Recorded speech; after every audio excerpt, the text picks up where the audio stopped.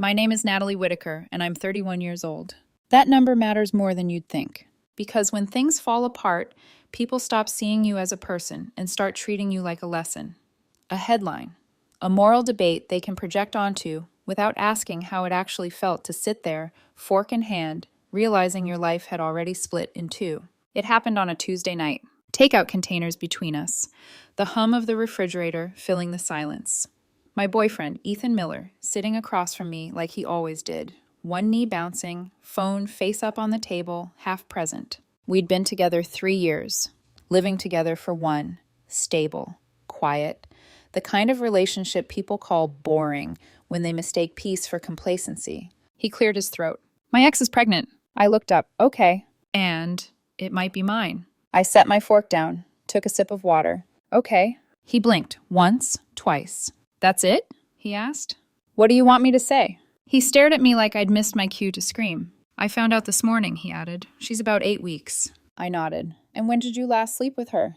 He hesitated. That told me everything. Around the time of that retreat, he said. 2 months ago. The wellness retreat? Yes. The one where phones weren't allowed? Yes. And protection? He didn't answer. I exhaled slowly. Did you use protection with her, Ethan? It was about being authentic, he said quietly. Natural. So no. I nodded again, like I was taking notes in a meeting I hadn't asked to attend. What are you doing? He snapped. Why are you so calm? Because panic doesn't change biology. That's cold. Is it? He leaned forward. She wants to keep the baby. She chose me. She wants us to raise it together. I finally looked him in the eye. Whose baby? It could be yours, he said quickly. There's a chance.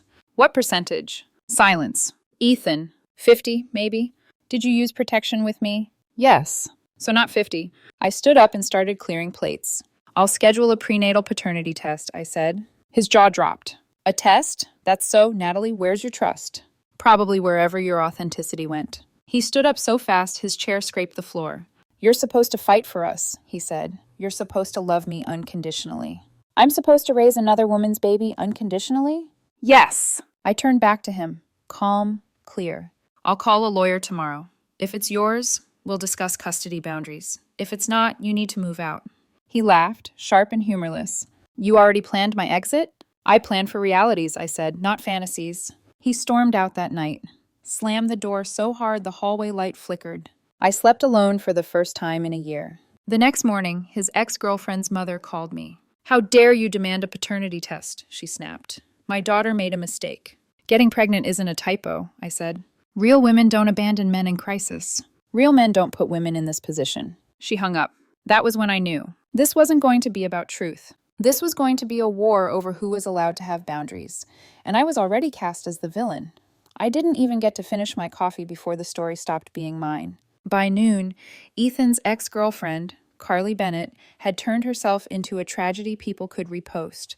Pregnant, heartbroken, abandoned. And I, apparently, was the cold woman who demanded proof, like love was a court case. The first time Ethan called, his voice was tight, like he'd been crying or rehearsing. My mom talked to Carly's mom, he said. They think you're going too far. I stared at the spreadsheet open on my laptop. Bills, rent, utilities, the life I actually lived. Your ex is pregnant, I said, and you're not sure if it's yours. I told you there's a chance, and you want me to smile and pretend that doesn't matter. He exhaled, frustrated. Carly's scared, Natalie. I'm not her comfort object. That's not fair. No, I said softly. What's not fair is everyone deciding my boundaries are cruelty. He went quiet. Then he hit me with the line that made my skin go cold. She said you promised you'd support me no matter what. I laughed once, small and sharp. I promised to support you, Ethan. Not your past, not your decisions, not your ex's pregnancy. She didn't mean it like that. She meant it exactly like that, I cut in, because that story makes her innocent and me disposable. He didn't argue. That told me everything again. By the afternoon, I got another call. This time it was Carly's father, Frank Bennett. His voice had that clipped, disciplined tone of someone who was used to being obeyed. Natalie, he said, let's handle this quietly. I am handling it quietly, I replied. I'm not posting about it. I'm not humiliating anyone. I'm scheduling a test. She's telling people you're forcing medical procedures on her. My eyebrow lifted. A prenatal paternity test can be done through a blood draw. No one is forcing anything. Frank went quiet. Then, Ethan says you're threatening lawyers. I'm preparing for reality. He sighed, like I was disappointing him personally. You could just step up, he said. And Ethan could just not sleep with his ex at a retreat, I said, calm as stone. Yet here we are. When we hung up, I didn't feel triumphant. I felt something worse. I felt clear, because clarity is lonely. It doesn't come with applause. It comes with the sudden realization that you're the only person in the room who refuses to lie. 2 days later, Carly showed up at my apartment. Not alone. I heard laughter in the hallway. Too bright, too casual for what was happening. Then a knock like she owned the door. I opened it and found Carly standing there with Ethan's best friend, Fiona Klein, who looked like she'd already decided I was the enemy, and a man I didn't recognize. He was tall and thin, hair pulled into a messy knot, wearing a hemp necklace and sandals like it was a personality. He held his hands together in front of his chest, smiling gently. Namaste, he said. I'm River. Carly said it like she was introducing a solution. This is River, she announced. The father, maybe. My stomach didn't drop. It hardened. I looked at Ethan, who was standing behind them, not meeting my eyes. You brought him here, I said. Ethan swallowed. Carly wanted clarity. River stepped forward and offered his hand like we were at a networking event. I didn't take it. You here for the test too? I asked. River's smile faltered. Test? Carly's eyes flashed. Don't act like you don't know. Ethan told me you were fine. You said you were calm. I am calm, I said. That's why I'm testing. Fiona jumped in immediately, voice sharp. Natalie, don't do this. She's pregnant. And I'm not cruel, I said. But I'm also not stupid. Carly tilted her chin up. Ethan and I talked. We think the best path is modern. Modern, I repeated. River nodded enthusiastically. Love isn't meant to be owned. It's meant to expand. Carly's voice went sweet, like poison in honey. We can all raise the baby together, like a conscious family. I stared at her, then at Ethan, then back at her. You mean a 3-person relationship, I said. Carly smiled. It's very European. We are in Ohio, I said flatly. And my lease is not European. River chuckled like I'd made a joke. Money is just energy. My landlord doesn't accept energy, I replied. He accepts rent. Fiona's face twisted. God, you're being toxic. I'm being realistic, I said. Carly stepped closer, invading my doorway like she was testing whether I'd move. River's going to stay here, she said. Ethan wants him here. I turned to Ethan. Do you? His mouth opened. Nothing came out. And that was the answer. I nodded, once. Here are your options, I said, voice quiet but steady. 1. You take the prenatal paternity test. If the baby is Ethan's, we co-parent separately. If it isn't, you disappear from my life. 2. You refuse the test. Ethan moves out today. 3. This conscious family idea. I looked at River. Not happening. River's eyes widened, wounded. That's very closed-hearted. Call it whatever you need, I said. But you're not moving into my home. Carly's face turned red. You don't get to decide. Yes, I said softly. I do, because my name is on the lease. She turned to Ethan like she expected him to rescue her. Tell her, Carly demanded. Tell her you want this. Ethan's shoulders were tense. His eyes were glassy. I don't want to lose anyone, he said. That sentence hit me harder than any insult could. Because it wasn't love. It was greed dressed up as sensitivity. I stepped back and opened the door wider, not to invite them in, but to create space, like a judge calling a courtroom to order. Ethan, I said, calm as winter, pack a bag. You're leaving tonight. Fiona gasped. Are you serious? Yes. Carly's voice cracked into a scream. You can't do this. He lives here. Not on paper, I said. And you have no idea how much paper I keep. River raised his hands, moving them in circles as if he was wiping the air clean. Let's clear this negative energy. Touch me or my doorway and I'll call the police, I said. He froze. Carly's eyes went wide. You're a monster. I met her stare without blinking. I'm practical. She shoved past Ethan and stormed down the hallway, sobbing loudly enough that the neighbors would hear. Fiona followed, shooting me a look like she was filming a villain origin story in her head. Ethan lingered. For a second, it looked like he might say something human, something real. Instead, he said quietly, You didn't have to humiliate her.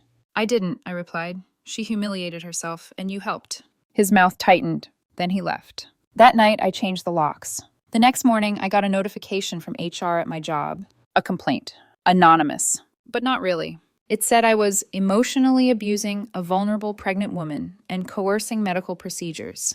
I read it twice. Then I did what I always do when people try to rewrite reality. I documented everything. Screenshots, texts, call logs, the appointment confirmation for the paternity test. Ethan's admissions, Carly's own words about River. By lunchtime, HR emailed me back. Matter resolved. No further action.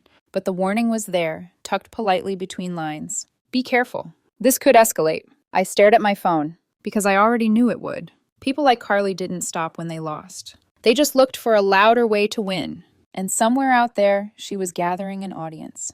Building a narrative. Practicing her tears. Waiting for the day the test results came in. Because she believed the truth would finally force me to submit. What she didn't understand was simple. Truth doesn't force me to submit. Truth frees me to leave.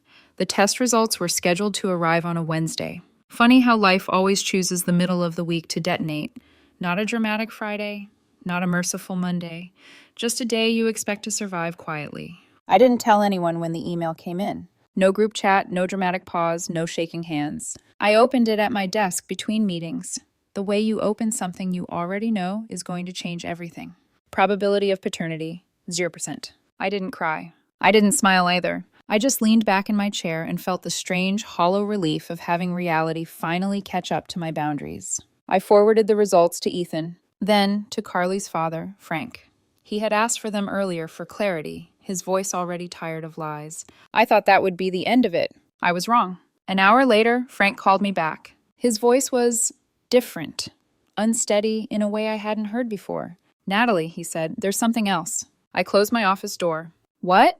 The blood type on the report, he said. Carly's listed as AB positive. Yes? He inhaled sharply. Her mother is O negative. I'm O positive. I went very still. That's not possible, I said. No, Frank replied quietly. It's not. The silence stretched. Then he said something that didn't sound like it came from a grown man, more like a crack splitting through decades.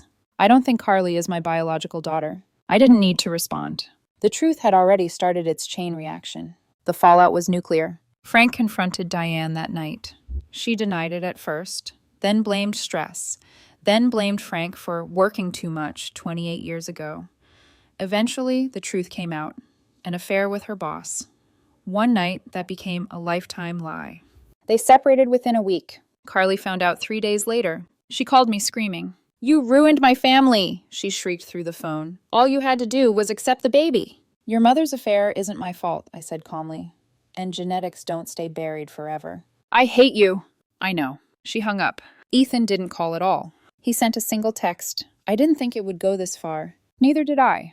But truth doesn't ask permission. River disappeared. No goodbye, no apology, just gone. His mother, Moonbeam, left me a voicemail explaining that he'd followed the spiritual winds to Thailand and that the universe would provide.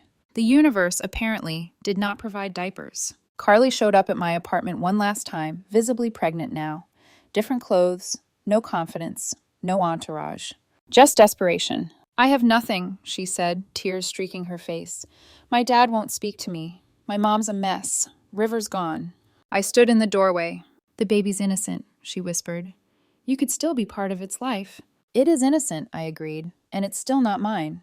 You're heartless. No, I said gently. I'm consistent. She tried to push past me. I blocked her with one hand. This is over, Carly. You cheated. You lied. You tried to trap someone into a life they didn't consent to. She broke down sobbing on the hallway floor. I closed the door. Life got quieter after that. Frank went into therapy. Told me later he was moving to the coast to start over. Diane moved in with her sister and started posting vague quotes about forgiveness online. Carly moved in with Fiona and got a job at a crystal shop. Moonbeam started a fundraiser for her cosmic grandson. It raised $37. As for me, I got promoted. Turns out HR admired documentation. The apartment felt peaceful again. No incense, no chanting, no interventions. Sometimes peace looks boring to people addicted to chaos. That's fine. I blocked Carly's number, then Fiona's, then River's mother. The last text I ever sent said one word. Congrats. Because closure doesn't need speeches. It just needs an ending. The thing about endings is that other people rarely recognize them when they happen. They keep circling back, testing the edges, looking for a crack they can slip through. A few weeks after everything settled, I started running into Ethan again. Small, accidental intersections. The grocery store, the parking lot near my gym. Once, outside a coffee shop where he stood a little too close and said my name like it still belonged to him. "You seem fine," he said once, studying me like that was suspicious. "I am," I replied. He frowned. "I thought you'd be angrier." "I was," I said, "before I understood who you were." That was the last real conversation we had. Later, I heard through mutual acquaintances that he'd told people the whole situation had been too complicated and that I was emotionally unavailable. I let him have that story. People like Ethan need a version of events where they're misunderstood instead of accountable. Carly texted once more from a new number. Just 3 words. "Karma will find you." I stared at the screen, then deleted the message without replying. Because karma had already done its work. Quietly, thoroughly, without theatrics. Months passed. The baby was born. A girl.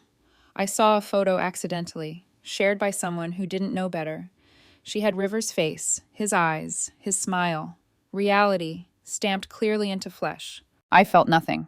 No satisfaction, no grief. Just distance, which I learned is the cleanest form of peace. Sometimes I think about that dinner table, the takeout containers, the moment before everything broke open. If I could go back, I wouldn't warn myself. I wouldn't change a thing. Because the calm I had that night wasn't denial. It was instinct. The part of me that knew, before anyone else said it out loud, that love without truth is just another kind of trap. And I've already lived my way out.